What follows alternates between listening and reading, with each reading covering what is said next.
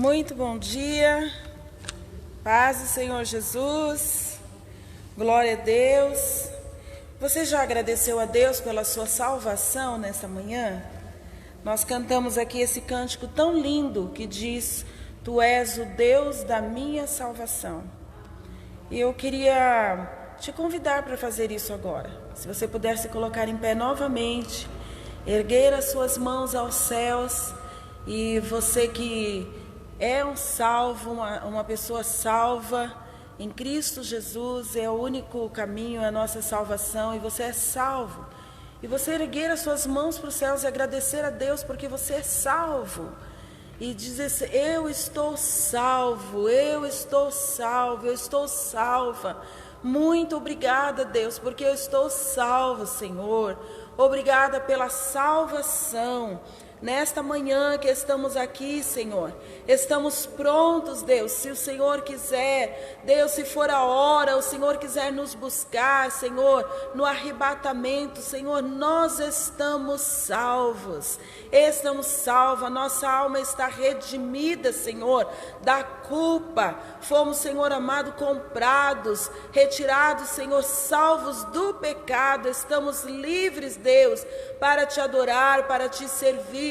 Por isso estamos aqui, Deus, nesta manhã, Senhor, porque somos salvos, somos livres para fazer isso, Deus, para vir, Senhor, a este lugar, te exaltar, te bendizer e te engrandecer, porque somos salvos, somos livres para isso, Deus, e nós te agradecemos por Jesus, te agradecemos, Deus, por Jesus que morreu para a nossa salvação. Te agradecemos, Deus, pelo Teu Espírito, a Tua palavra se cumpriu, Deus. E nós temos, ó Deus, o Senhor conosco e o Senhor em nós pelo Teu Espírito.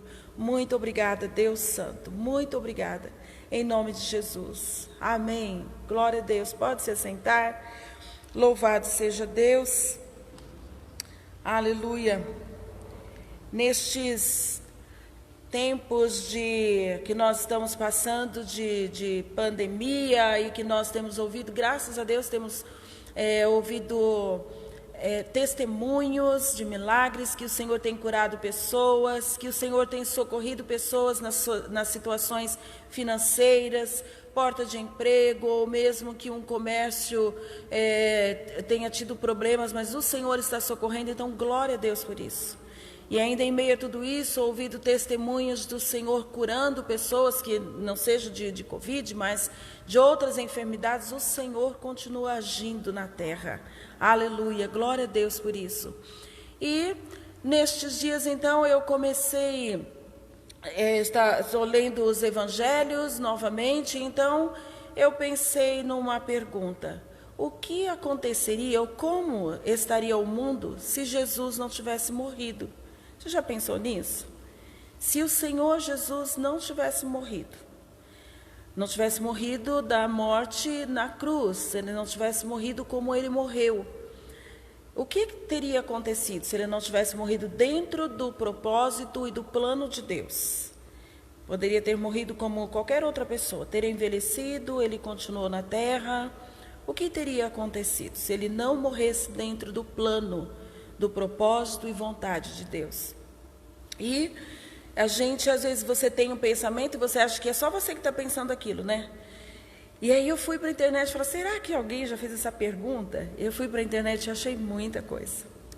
Mas algo interessante que eu achei, na revista Super Interessante, eles até oferecem lá um livro para ler sobre essas coisas, mas a revista Super Interessante, ela pontua algumas coisas, e ela diz assim, que se Jesus não tivesse morrido, provavelmente a cultura ocidental correria o risco de não existir, ou seja, o Ocidente, a nossa cultura, a Europa, não haveria liberdade de expressão, porque o mundo estaria sendo dominado ou pelo islamismo ou alguma outra religião ali da Índia, e é tudo muito fechado, muito estranho ali a maneira deles.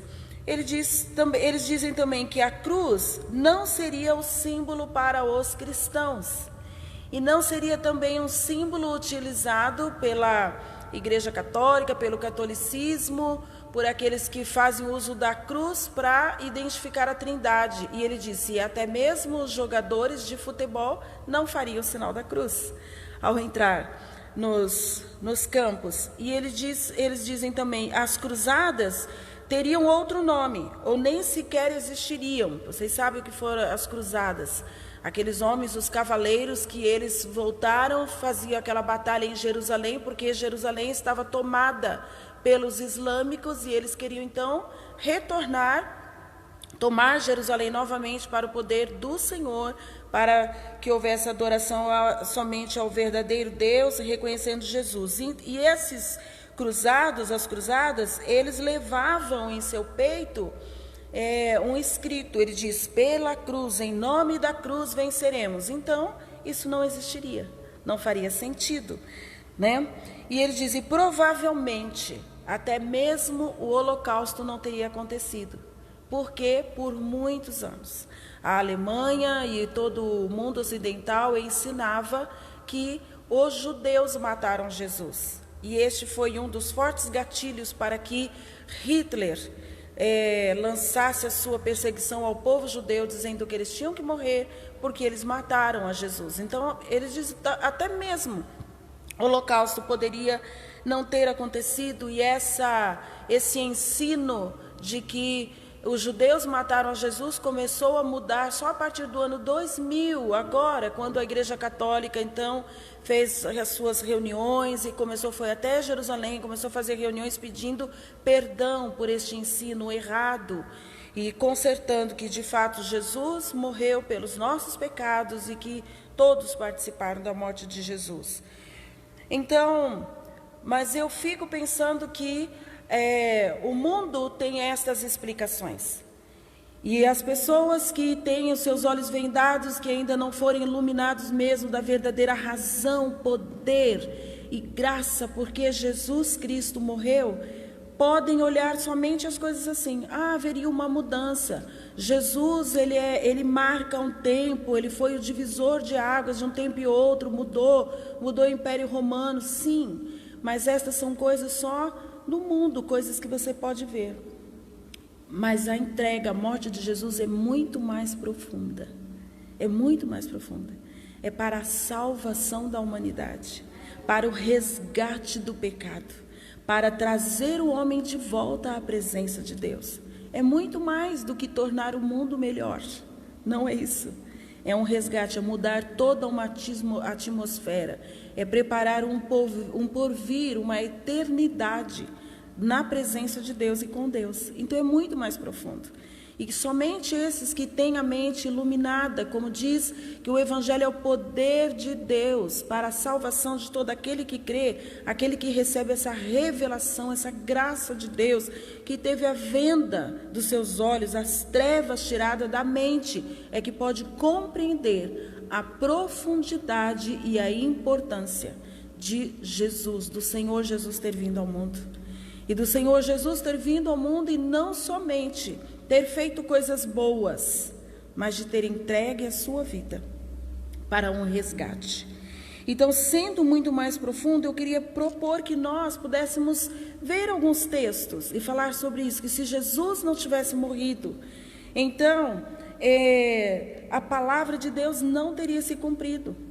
Foi Deus quem deu a palavra, que viria que esmagaria a cabeça da serpente, que acabaria, que destruiria, que venceria Satanás, que redimiria a humanidade do pecado e tornaria a levar. Foi Deus quem falou. Então essa palavra de Deus tinha que se cumprir. Toda palavra de Deus se cumpre, amém? Toda palavra que procede de Deus, que vem da boca de Deus, você recebeu uma palavra de Deus para a sua vida, seu coração, ela vai se cumprir. Porque é Deus quem vela para cumprir a sua palavra. Então ela se cumpre. O Senhor Jesus, ele também, se ele não tivesse morrido, ele continuaria fazendo milagres, ensinando o caminho verdadeiro, ele continuaria ensinando as pessoas como servir a Deus, como ser melhor, mas ele não cumpriria a vontade de Deus, não cumpriria a vontade de Deus aqui. Então, E um outro ponto é que o Senhor Jesus, ele estaria aqui, andando aqui na terra, e portanto nós não seríamos salvos. Ele ia morrer como qualquer outra pessoa e ele não cumpriria o propósito de nos reconciliar com Deus. Eu quero que você abra comigo a sua Bíblia em Gênesis 3,15. É o primeiro texto que nós vamos ver a promessa que Deus nos fez, que Ele nos daria um Salvador.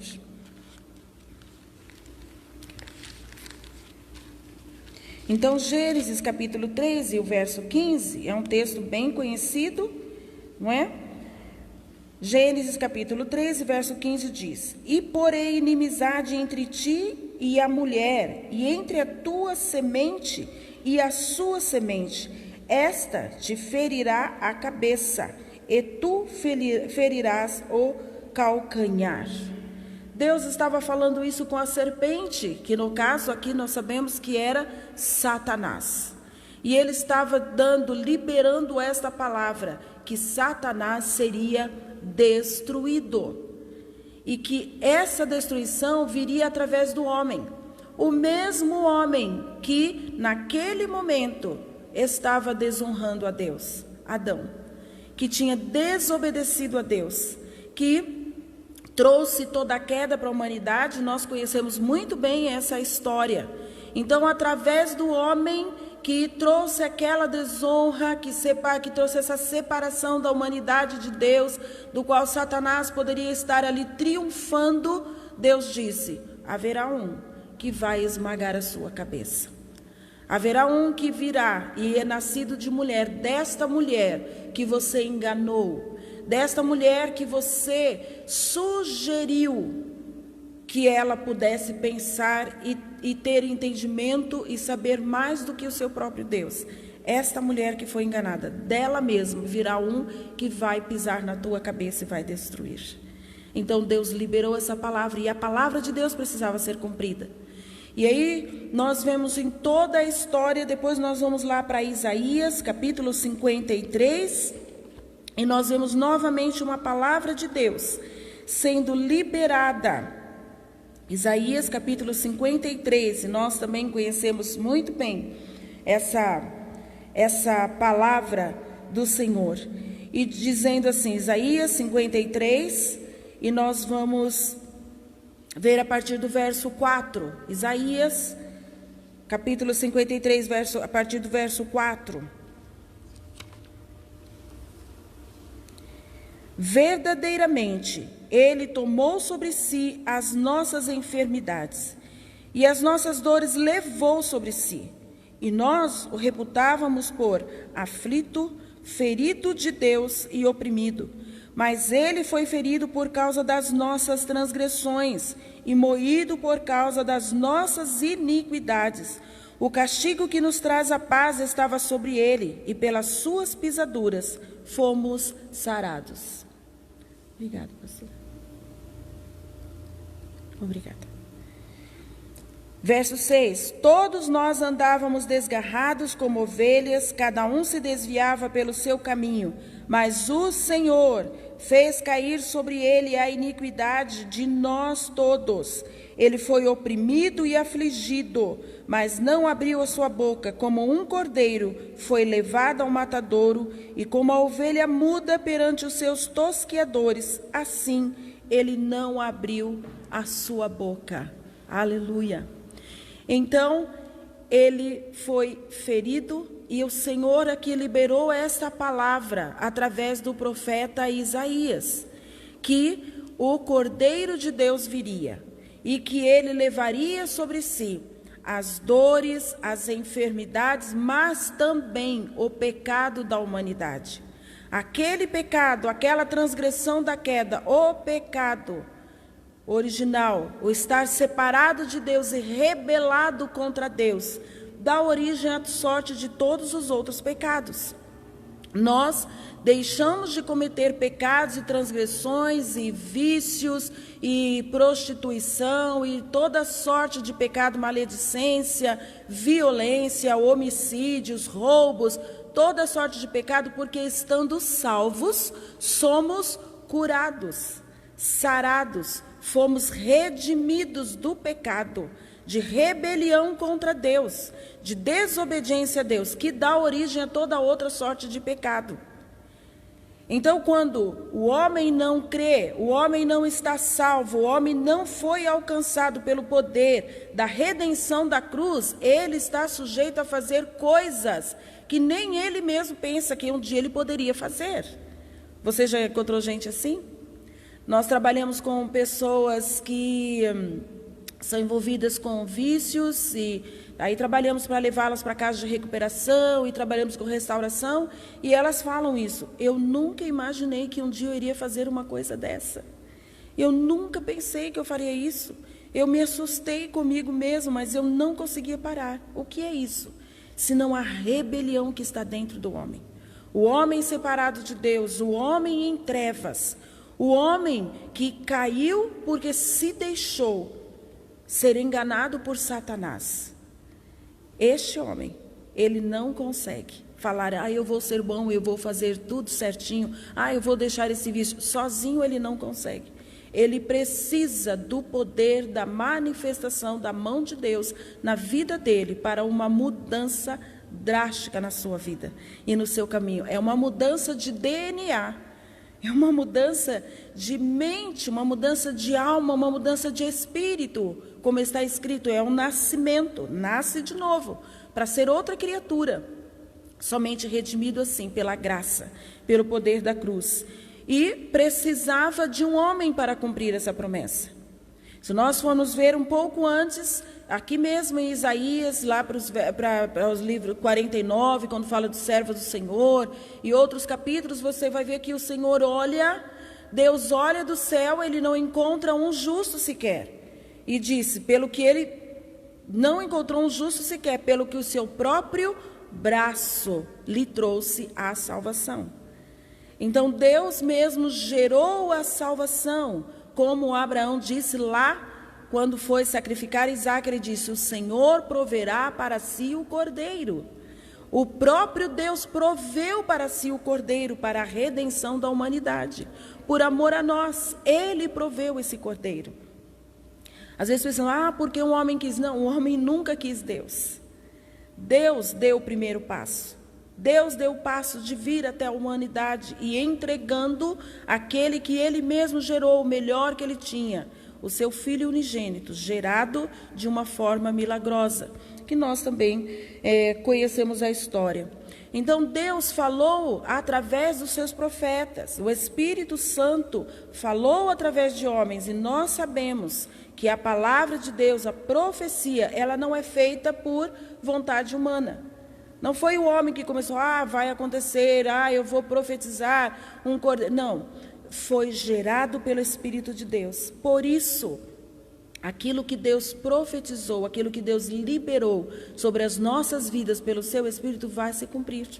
Porque Deus cumpre a sua palavra. Amém? Ele cumpre a palavra liberada. Então, Jesus, ele veio e ele morreu porque ele tinha que cumprir a palavra de Deus. Ele iria pisar na cabeça da serpente, iria matar, iria destruir a Satanás.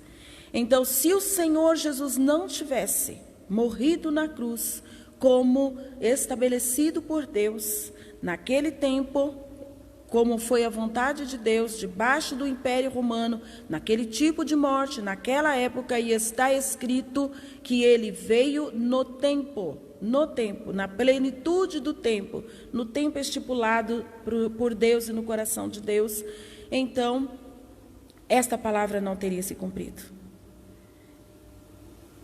E está escrito que porque ele venceu na cruz, ele venceu a Satanás. Amém?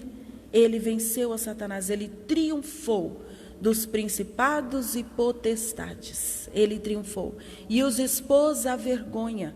Porque o que ele estava vencendo ali? O nosso resgate. Nós estávamos cativos de Satanás por causa do nosso pecado. Era um trunfo. E ele venceu o pecado ali, na cruz. Bendito seja Deus. E o outro ponto, como eu disse, a palavra não se cumpriria, mas muitos milagres. Se o Senhor Jesus não tivesse então morrido naquele momento ali na cruz, aos 33 anos, daria continuidade à sua vida aqui na terra, muitos milagres continuariam sendo feitos, ele continuaria ensinando as pessoas. Enquanto o Senhor Jesus esteve aqui na terra, ele exerceu rei, ele foi profeta, ele foi sacerdote, ele cumpriu aqui. Então ele tinha uma vida digna aqui na terra. Mas ele ainda assim não cumpriria o propósito e vontade de Deus. Vamos ver o que está escrito em Deuteronômio, capítulo 18, verso 15. Deuteronômio, o livro de Deuteronômio está lá no Antigo Testamento, antes de Josué. Deuteronômio, capítulo 18, e o verso 15.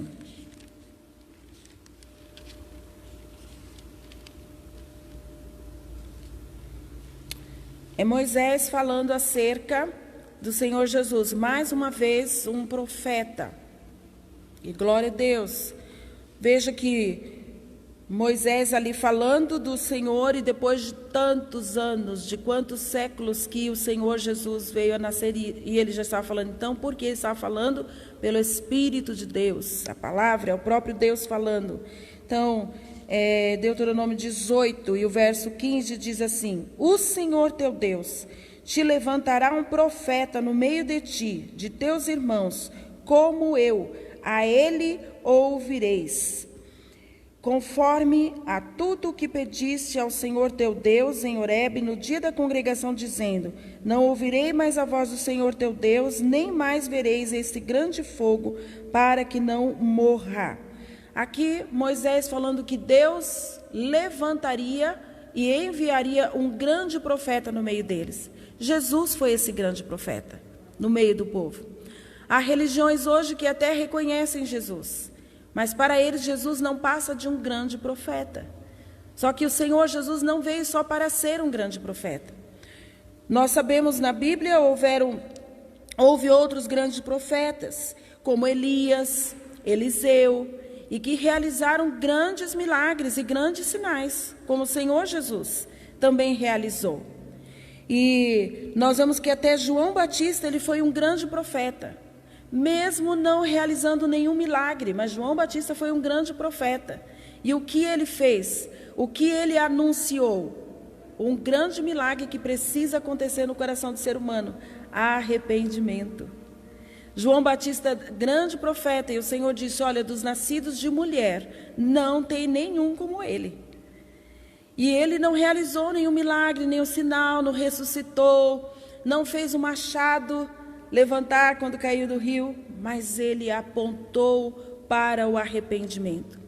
Ele conseguiu identificar, discernir e mostrar para a multidão: eis o Cordeiro de Deus que tira o pecado do mundo.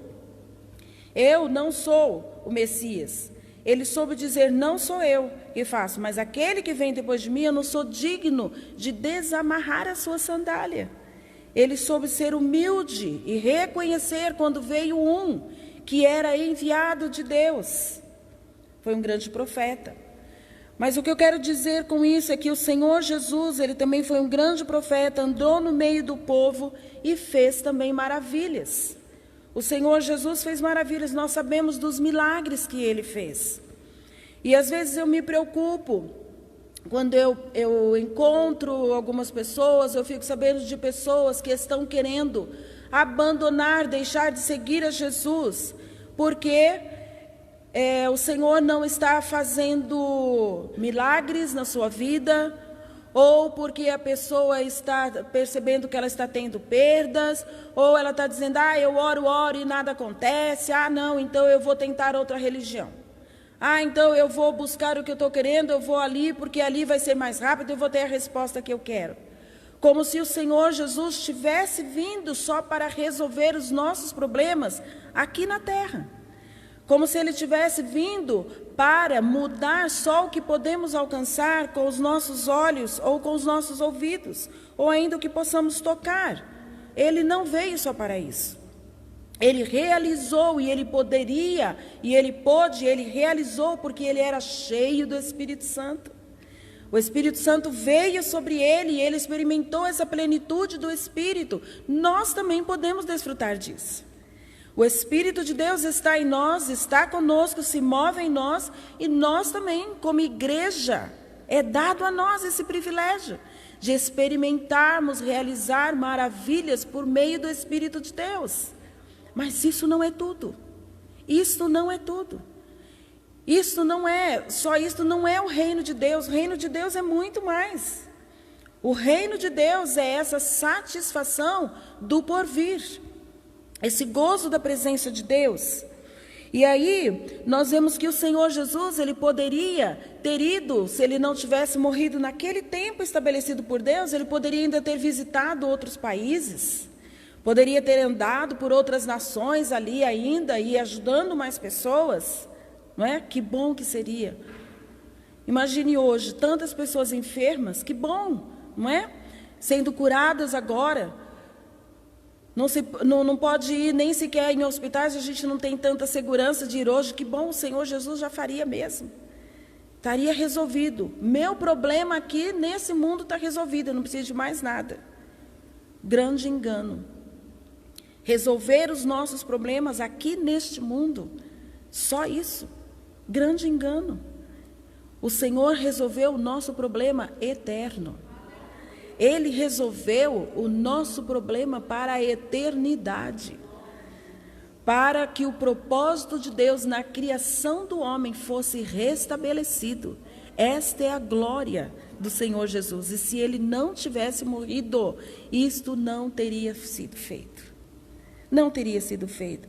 Então nós podemos lembrar que o Senhor Jesus, enquanto ele estava aqui, ele pôde libertar os cativos do diabo, ele pôde dar comida aos pobres, ensinar como se devia cultuar a Deus no templo. Ele foi cheio do Espírito Santo, por isso ele realizou, olha, lembra dos milagres? Ele limpou os leprosos, curou os cegos, surdo, mudo, coxo. Sentença de morte ele tirou. Aquela mulher que estava para ser apedrejada porque ela era uma adúltera, chegou ali e se lançou aos seus pés, ela seria morta. E o Senhor Jesus, então deu a palavra: quem não tiver pecado, atira a primeira pedra. E aí ele disse para a mulher: mulher, onde estão os teus acusadores? Ninguém te acusou, eu também não te acuso.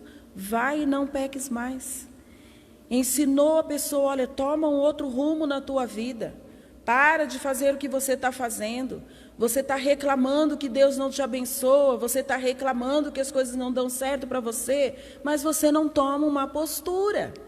Ele ensinou as pessoas: toma uma postura, muda de vida. Não põe a culpa só em Deus. Não é Deus que não está olhando para você. Você não está tomando uma atitude. Você não está semeando coisas boas. Ele estava aqui para dizer isso, mas ainda assim não era o suficiente. Ele não veio para isso, para resolver a situação aqui neste mundo. Ele também, de tirar a sentença, ele levou pessoas a terem experiência com o sobrenatural, com o poder de Deus. Pedro andando sobre as águas. Quando foram orar com Jesus no monte, viram o rosto dele transfigurado. Ter experiência com o poder de Deus, com a graça de Deus. Ele disse para Felipe: vocês vão ver os anjos subindo e descendo. Não é suficiente. Não é suficiente. Ele veio para resolver o problema do homem na eternidade. Então ele tinha que fazer a vontade de Deus. E aí eu fico pensando no que o Senhor Jesus falou com relação a Betsaida, a Corazim, Tiro. Ele disse: ai de ti, ai de ti. E ele chama essas cidades de cidades impenitentes, porque ele disse assim: se em Sodoma e Gomorra tivesse sido feito milagres e maravilhas como foi feito aqui nessa cidade, Betsaida, eles teriam se arrependido. Então, em toda a obra e o que o Senhor realiza nas nossas vidas e realizou aqui na terra, buscando trazer o homem ao arrependimento, a enxergar a bondade de Deus, a enxergar a grandeza de Deus e se arrepender. Lembra daquela atitude de Pedro, quando na pesca maravilhosa, eles não tinham pescado nada a noite toda. Então o Senhor Jesus diz para ele: olha, lança a rede para o outro lado. E aí eles lançaram, e a rede quase que se rompia de tantos peixes. Qual a atitude de Pedro? Afasta de mim, porque eu sou um homem pecador. E muitas vezes, irmãos, nós sabemos, tem pessoas que recebem bênção, pessoas que são tocadas pelo poder de Deus, pessoas que são curadas, às vezes de uma doença mortal, mas elas não se arrependem. Pessoas que são atendidas nas suas dificuldades, mas elas não se arrependem. Pessoas que recebem um livramento, mas elas não se arrependem. Podem até por hora, porque estavam com medo, estavam aflitas, podem até por hora se ajoelhar e falar: Deus, muito obrigada que o Senhor me guardou. Mas não tem arrependimento de pecado. Não existe uma conduta, uma volta para Deus. Não existe uma necessidade de falar: Deus, o que o Senhor quer da minha vida? Agora me mostra a verdade. Como eu disse, como algumas religiões que enxergam a Jesus apenas como um profeta. Ele é mais um profeta. Ele é mais um que faz milagres, mas não tem arrependimento. E o Senhor falou isso. Olha quantos milagres foi feito. Betsaida. Ele estava lá nesta cidade, Cafarnaum. E aí diz que ele chega na casa de Pedro. E a sogra de Pedro estava com febre. Já imaginou hoje? Quando alguém fala que está com febre, não é? Falou que está com febre e ele diz, ele segurou na mão dela e a febre saiu. E no outro dia diz que a multidão foi ali para aquela porta, para a porta daquela casa. E ele curou a todos os que estavam doentes, a todos os enfermos. Glória a Deus, glória a Deus. O Senhor Jesus fez isso, mas ainda não era o suficiente. Se nós fôssemos dizer, não, Jesus já resolveu o meu problema aqui. Eu tinha que pagar as contas, eu já resolvi, eu estava enfermo, minha família. Não é o suficiente. O Senhor Jesus não veio só para isso.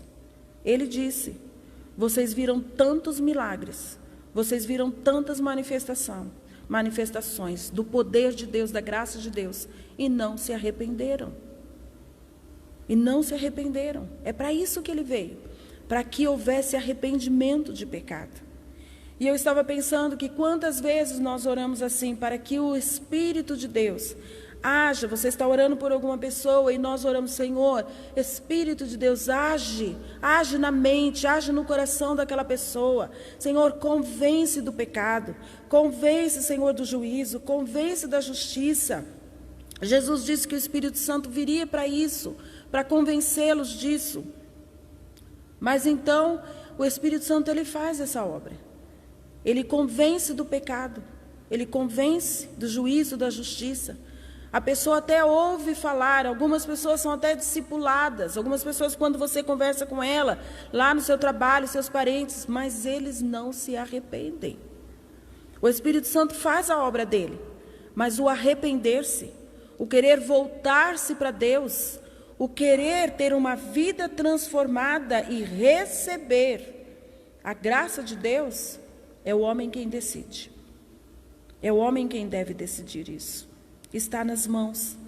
E às vezes dói para nós a palavra que o Senhor Jesus Cristo disse, que eles conheceram a luz e as trevas, mas eles escolheram as trevas.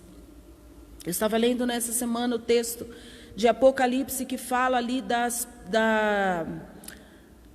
taças que são derramadas na terra. Que coisas horríveis, irmãos. Quanta dor haverá no tempo em que o Senhor estiver derramando esse juízo sobre a terra. Pessoas que vão morder a língua de tanta dor.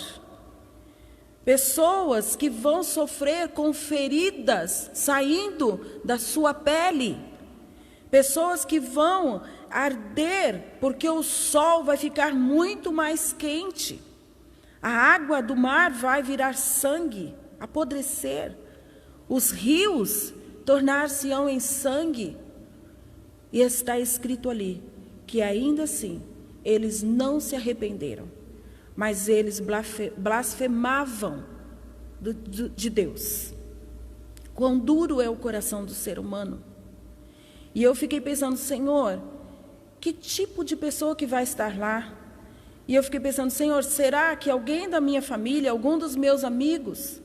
Porque assim, nós vamos passando pela vida e nós vamos tendo, a nossa família vai aumentando. Eu não sei quantos sobrinhos você tem, quantos primos, a nossa família vai e o mundo está indo.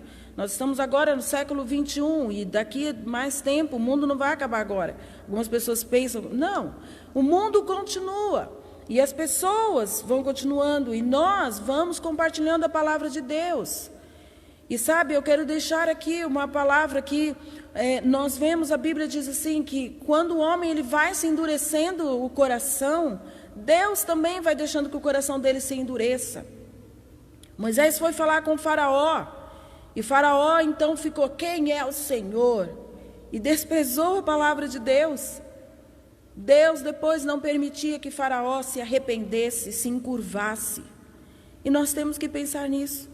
Que tipo de pessoa será que vai chegar nessa época em que Deus estiver derramando essas pragas aqui na terra? Talvez pessoas que tenham ouvido o Evangelho, pessoas que fizeram parte da nossa família, que nós pregamos, que nós demos testemunho para eles de que existe um Deus que salva, de que existe um Deus que cumpre a sua palavra. E olha, Deus vai cumprir a sua palavra. Apocalipse vai se cumprir, mas estas pessoas não se encurvaram, não se arrependeram. Ou quem sabe, pessoas que até tiveram contato com a Bíblia e eles mesmos creram, chegaram a estar na igreja, cantaram, mas não se arrependeram. A igreja e a vida do Senhor Jesus aqui na terra não passou de uma religião. Não houve arrependimento. Não houve salvação. Por isso, hoje de manhã, quando nós começamos a pedir, vamos agradecer a Deus pela nossa salvação. Às vezes eu atendo, converso com pessoas e eu pergunto, você tem certeza da sua salvação? Ainda não. Ainda não sei.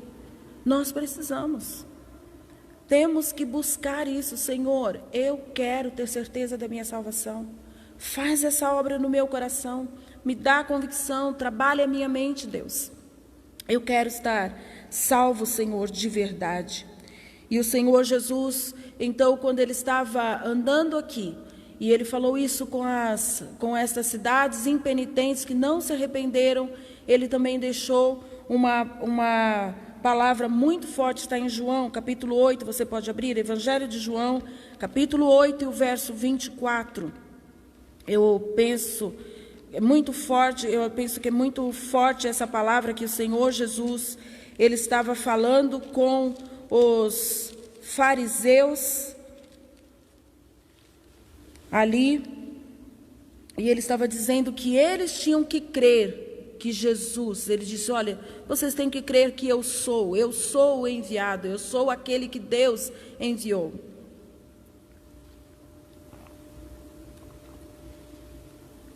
João capítulo 8, do verso 21 ao 24. Disse-lhes, pois, Jesus outra vez, eu retiro-me, então buscar-me-eis e morrereis no vosso pecado. Para onde eu vou, não podeis vós vir. Diziam, pois, os judeus, porventura quererá matar-se a si mesmo, pois diz, para onde eu vou, não podeis vir? E dizia-lhes, vós sois de baixo, eu sou de cima, vós sois deste mundo, eu não sou deste mundo.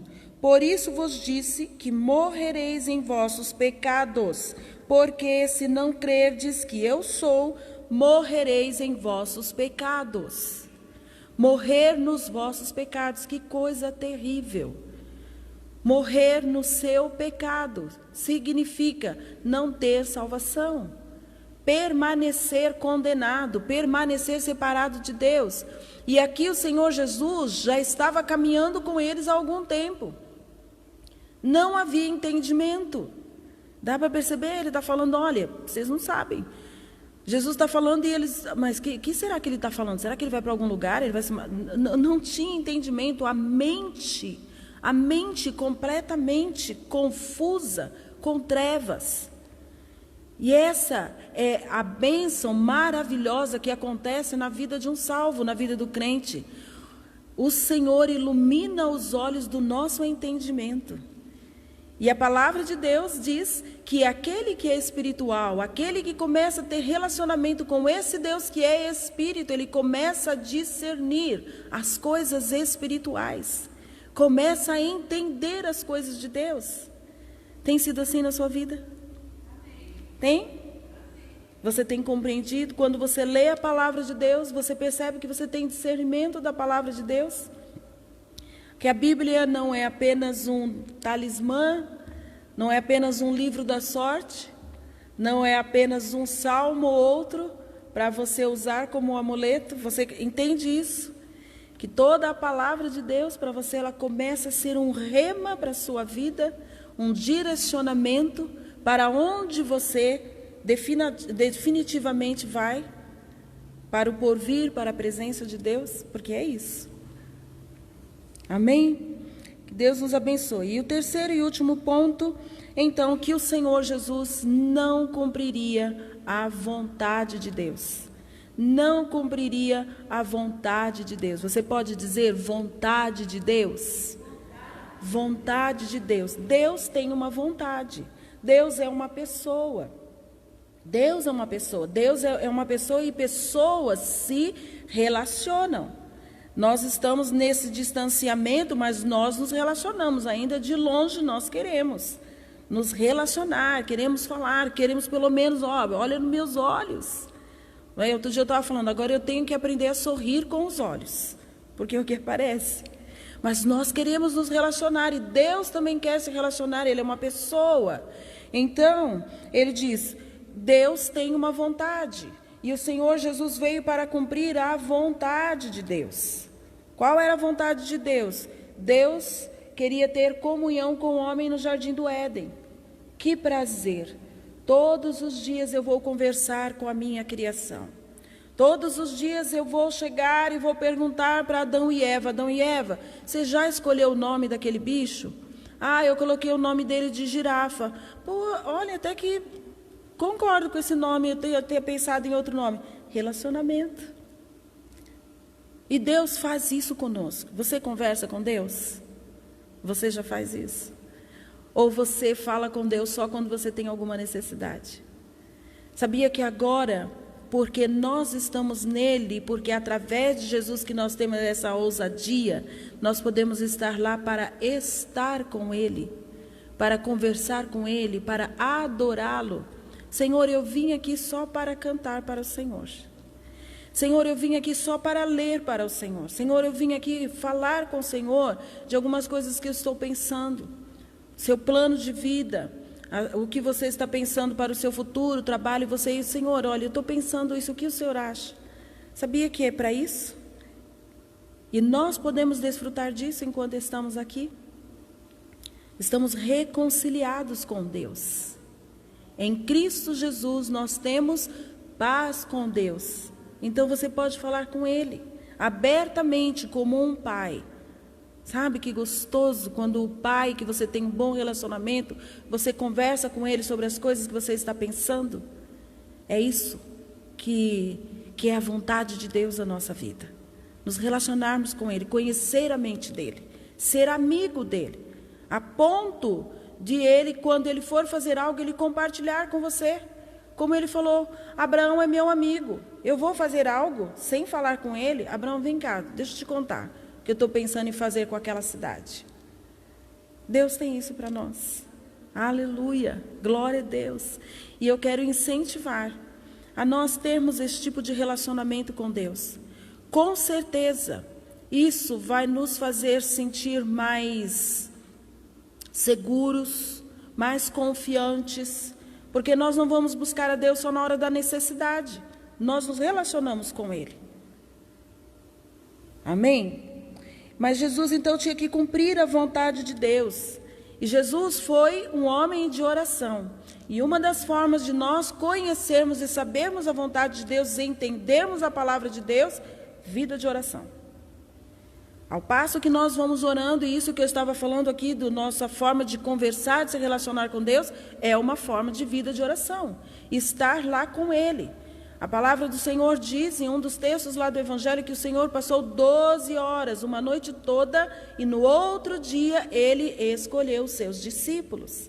Talvez Ele tenha ficado ali com o seu Senhor, olha, Pedro é assim, né? Ele é muito duro, tudo ele quer brigar, ele tem a resposta, mas Senhor...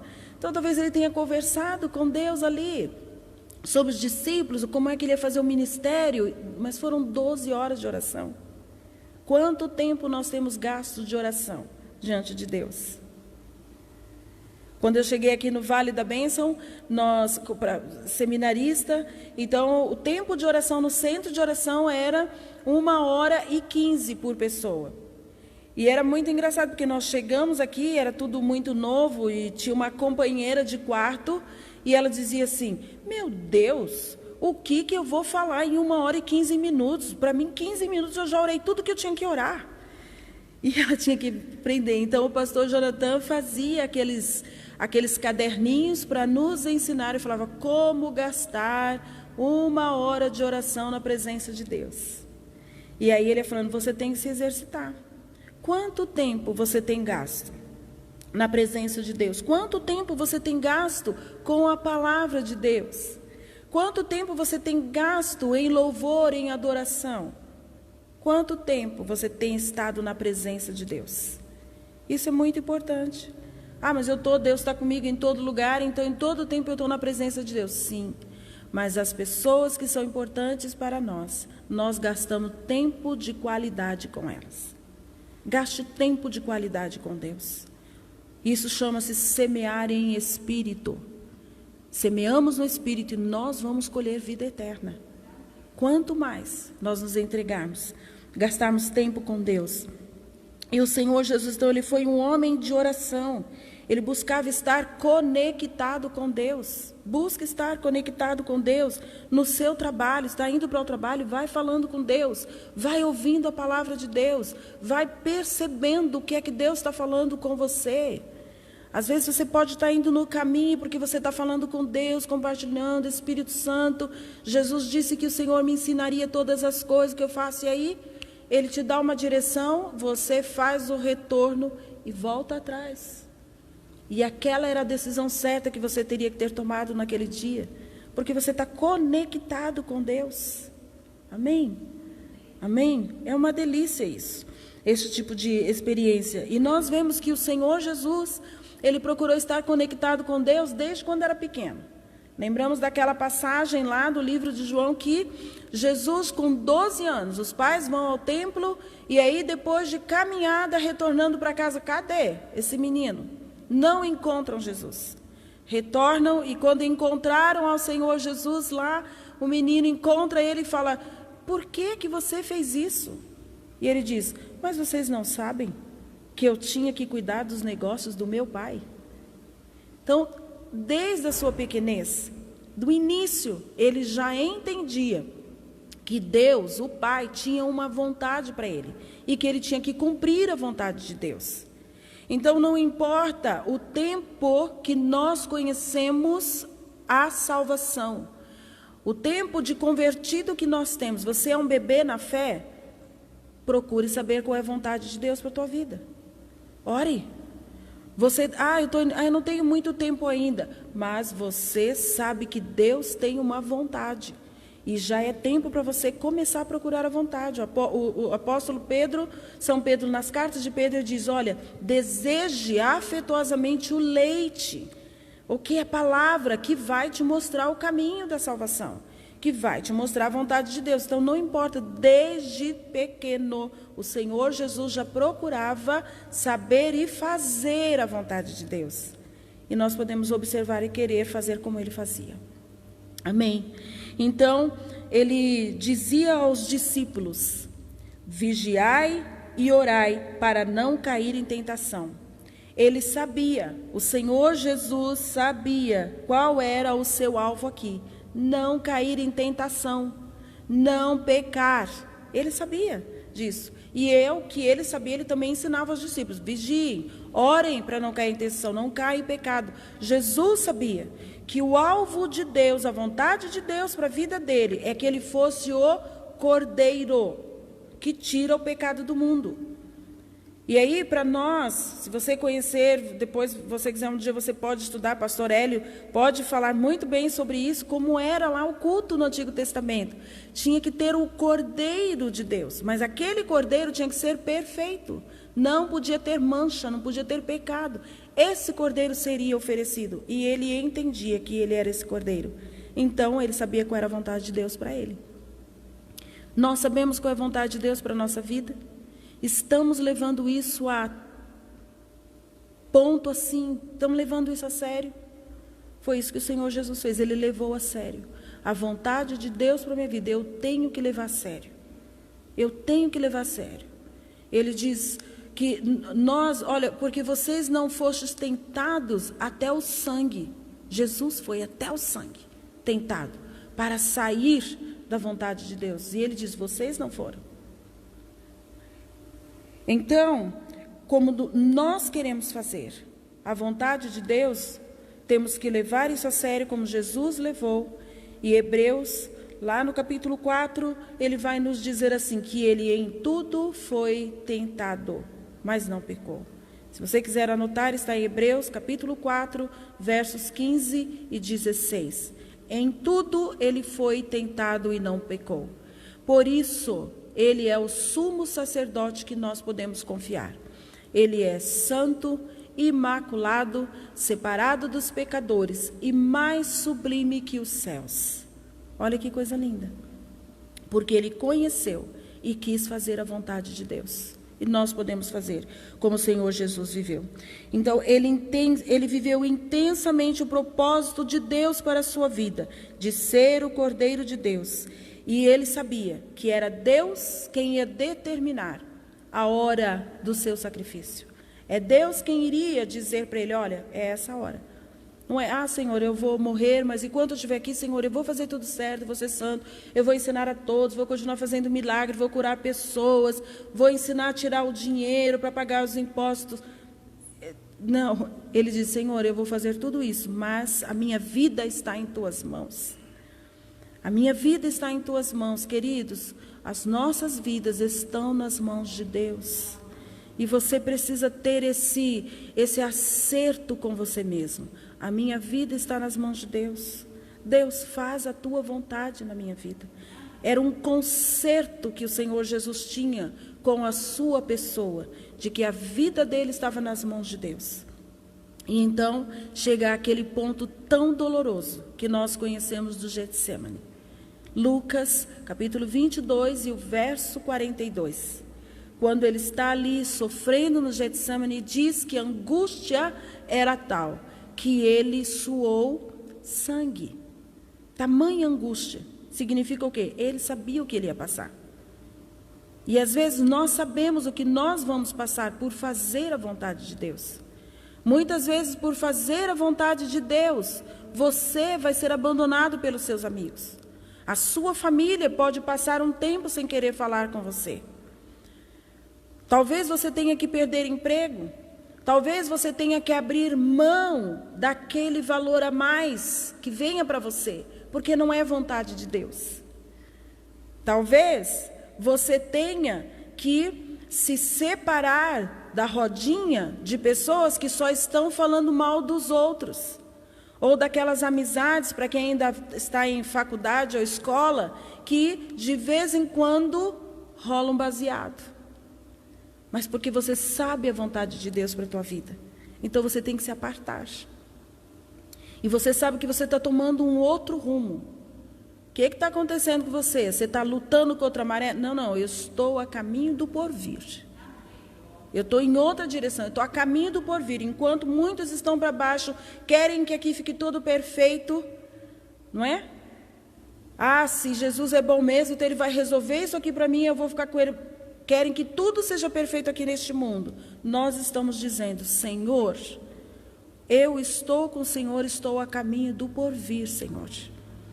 Eu não quero, Senhor, eu não gosto de sofrer, eu não gosto de passar por apertos, eu não gosto de ser rejeitado, não gosto de perder amizade, Senhor. Mas, Senhor, seja feita a tua vontade, não a minha. Foi isso que Jesus fez no Getsemane. Ele abriu mão da sua vontade, pela vontade de Deus. Ele disse: Senhor, se puder, eu não gostaria de passar por isso. Passa de mim esse cálice. Se puder, Senhor, eu não gostaria. Mas antes seja feita a tua vontade. E aí, queridos, a palavra do Senhor diz que os anjos de Deus vieram e o confortaram. O Senhor tem isso para nós também.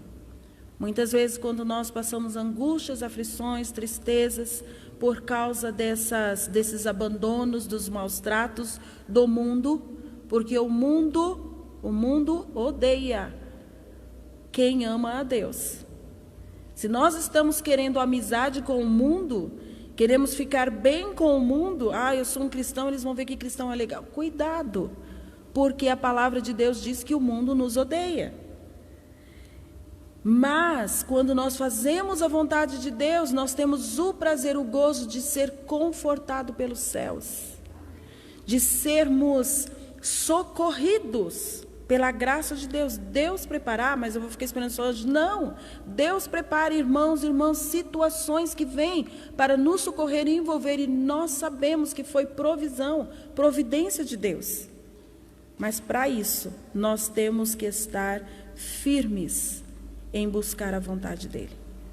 Temos que ser firmes nesse propósito, que a vontade de Deus se faça em nossas vidas e cumprir o propósito de Deus. Então, queridos, quando nós fazemos isso, entregando o nosso ser à vontade de Deus, nós vamos experimentar essa fidelidade dele. E o Senhor Jesus fez maravilhas, ele ensinou todo o caminho, mas ele cumpriu o propósito de Deus, como nós falamos lá de Gênesis 3,15. Deus disse que ele viria para pisar a cabeça de serpente, e a palavra de Deus cumpriu-se. Ele pisou, ele venceu a Satanás, e por isso nós também vencemos. Amém? Em Cristo Jesus vencemos as trevas, vencemos sim o diabo. Em Cristo Jesus somos mais do que vencedores, e vencemos o pecado, que é o aguilhão que dá força para o diabo, que dá força para nós. Vencemos em Cristo Jesus. Aleluia, glória a Deus. Por isso a importância de nós agradecermos pela salvação. Eu sou salvo, eu estou salvo, Senhor, e a minha salvação me dá força para andar aqui sem me contaminar. Glória a Deus por isso. E a palavra maravilhosa que está lá em Filipenses, no capítulo 2, a partir do verso 8, que diz que o Senhor Jesus, porque ele não usurpou ser igual a Deus, antes ele se humilhou, ele humilhou a si mesmo, entregando a sua vida para servir a Deus, tomando a forma humana e sendo fiel até a morte, e morte de cruz. Por isso a ele foi dado o nome que está acima de todo nome, e que, por causa disso, diante dele todo joelho se dobrará, toda língua confessará que Jesus Cristo é o Senhor. Para quê? Para a glória de Deus Pai. Então, toda essa entrega de Jesus, todo esse caminho, o cumprimento da palavra de Deus na vida dele, o fato de ele fazer aqui os milagres, dele andar no caminho de Deus, dele cumprir a vontade de Deus, foi para que o Pai fosse glorificado. É o mesmo que ocorre nas nossas vidas. Nós nascemos para a glória de Deus. Todo ser humano foi criado para a glória de Deus. E aí nós temos que pensar: a minha vida está glorificando a Deus? Eu estou trilhando um caminho que glorifica a Deus? E aí, se nós pensarmos isso, que a nossa vida, se estiver glorificando a Deus, olha aqui o que vai acontecer se nós andarmos neste caminho. O nome de Deus, ele vai ser glorificado em nossas vidas. Deus vai ser glorificado através de nós. Vão olhar para nós e vão glorificar a Deus. O outro ponto, nós nos tornaremos exemplo para muitos e também apoio para muitos necessitados. Nós vamos nos tornar, se nós fizermos isso. Também nós vamos desfrutar de autoridade espiritual. Vamos desfrutar de autoridade espiritual e também vamos experimentar o gozo e a manifestação do poder de Deus aqui na terra. Amém? Amém? Então, que nós possamos viver intensamente a graça da nossa salvação, a vida com Deus, o relacionamento com Deus, ter vida de oração, conhecer qual é a vontade de Deus e ter um concerto com o nosso próprio ser. Eu vou viver para a glória de Deus. A vontade de Deus vai se cumprir na minha vida. Amém? O meu Senhor não veio só para resolver os meus problemas. Ele até pode, porque Ele é Senhor. Mas não é para isso. Eu estou salvo. Ele resolveu o maior problema da minha vida. E por causa do que Ele fez, eu tenho comigo parte do próprio Deus, o Espírito Santo. Então tudo está resolvido. Amém? Vamos orar? Você pode ficar em pé. Louvado seja Deus. Eu queria ainda pedir que você abra sua Bíblia. Nós vamos orar, mas nós vamos orar com esta palavra. Abra sua Bíblia em 1 Coríntios, primeira carta de Coríntios, no capítulo 15. E nós vamos encerrar lendo esse texto que a palavra de Deus ela fala aos nossos corações. Livro de Coríntios, capítulo 15, verso 12. E é claro que eu não precisaria falar porque nós sabemos. O Senhor Jesus Cristo, Ele morreu sim, cumprindo a vontade de Deus, mas Ele ressuscitou. Aleluia! Nós também ressuscitaremos. Ele morreu, Ele ressuscitou, e não só isso, Ele subiu aos céus. E está assentado à direita de Deus Pai com todo o poder. E Ele disse, me dá todo o poder nos céus e na terra. Aleluia! Glória a Deus. Primeira carta aos Coríntios, capítulo 15, verso 12 ao 23. Ora, se prega que Cristo ressuscitou dentre os mortos, como dizem alguns dentre vós que não há ressurreição de mortos, e se não há ressurreição de mortos, também Cristo não ressuscitou. E se Cristo não ressuscitou, logo é vã a nossa pregação e também é vã a vossa fé. E assim somos também considerados como falsas testemunhas de Deus, pois testificamos de Deus que ressuscitou a Cristo, ao qual, porém, não ressuscitou, se na verdade os mortos não ressuscitam. Porque se os mortos não ressuscitam, também Cristo não ressuscitou. E se Cristo não ressuscitou, é vã a vossa fé e ainda permaneceis nos vossos pecados. E também os que dormiram em Cristo estão perdidos. Se esperamos em Cristo só nesta vida, somos os mais miseráveis de todos os homens. Mas, de fato, Cristo ressuscitou dentre os mortos e foi feito as primícias dos que dormem. Porque assim como a morte veio por um homem, também a ressurreição dos mortos veio por um homem. Porque assim como todos morrem em Adão, assim também todos serão vivificados em Cristo. Mas cada um por sua ordem. Cristo as primícias, depois os que são de Cristo na sua vinda. Aleluia! Cristo cumpriu a vontade de Deus morrendo e ressuscitando. E se isso não acontecesse, seria em vão nós cantarmos aqui que Ele é o Deus da nossa salvação. Ele é o Deus da nossa salvação, porque Ele veio para cumprir o propósito de Deus. Deus é fiel e cumpre a sua palavra. Assim, Senhor, nós te louvamos e bendizemos. Mais uma vez, Deus, somos gratos pela salvação. Somos gratos, ó Deus amado, porque o Senhor, Deus, fez, ó Pai querido, essa obra maravilhosa, Deus. Senhor, cumprindo a tua palavra, trazendo, Senhor, através dos séculos a existência do teu Filho unigênito, Senhor. As primícias significa, Senhor, que ele foi o primeiro, Deus, e que haverá outros que vão, Senhor, ressuscitar. Somos nós os que esperamos, nós os que aguardamos, Deus, nas tuas promessas. O Senhor disse que enviaria, Senhor, um Salvador. O Senhor enviou, e o Senhor disse, Deus, que derramaria do teu Espírito, e o Senhor derramou do seu Espírito, Deus, sobre toda a carne. Senhor, sabemos da história de Pentecoste, mas hoje também experimentamos, Deus, o Pentecoste em nossas vidas. Temos o teu Espírito em nós. Senhor, somos salvos, Deus, somos sarados, ó Deus, somos libertos, Senhor, somos transformados, Deus, Senhor, e sabemos que a tua palavra ainda vai se cumprir. Estaremos contigo, Deus, face a face, estaremos perante ao Senhor, porque somos salvos, porque o Senhor nos transformou, porque o Senhor nos regenerou, fez de nós novas criaturas, Deus. Vivemos, Deus, na tua presença, mas estaremos, Senhor, perante a tua face. Por isso, Deus, junto com os meus irmãos nesta manhã, Senhor, eu quero te pedir, Deus, que em nome de Jesus Cristo, o Senhor, Deus amado, use as nossas vidas para pregarmos, Senhor, esta verdade, Senhor, para pregarmos que o Senhor Jesus Cristo veio para salvar.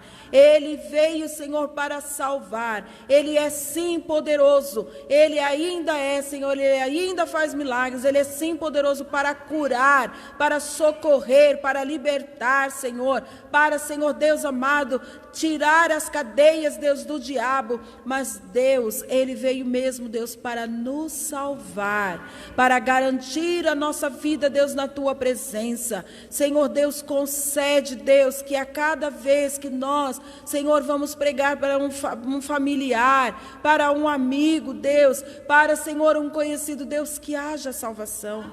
Que haja salvação, Senhor, que nós possamos, Deus, ser pessoas que vão, Senhor, conduzir, Senhor, milhares à salvação. Milhares, ó Deus, tirar pessoas, ó Deus, daquela, Senhor Deus amado, situação que vai ocorrer em Apocalipse, quando estiverem, Deus amado, caindo aqui as pragas, Deus, tão terríveis, Senhor. Ó Deus, que as pessoas que ouvirem, Senhor, a nossa pregação, que virem o nosso testemunho, Deus, possam se arrepender de pecados e possam, Senhor, entregar as suas vidas, possam desejar fazer a sua vontade e sejam salvas. Em nome do Senhor Jesus Cristo, ó Deus, usa as nossas vidas. Nós estamos aqui, Deus, nesta manhã, Senhor, reunidos porque te amamos. Porque, Deus amado, reconhecemos que o Senhor é um Pai zeloso que tem cuidado de nós, Deus. E que, Senhor, o teu nome seja glorificado através das nossas vidas, Deus. Usa cada um dos nossos irmãos. Muito obrigada, Deus, porque o Senhor tem nos socorrido, sim, Senhor. O Senhor tem ouvido as nossas orações, Deus. Mas nós deixamos mais este pedido aqui diante do Senhor, que haja salvação através das nossas vidas, Deus, em nome do Senhor Jesus Cristo. Deus abençoe, irmãos, que Deus use a sua vida para alcançar muitos. Amém? Deus abençoe.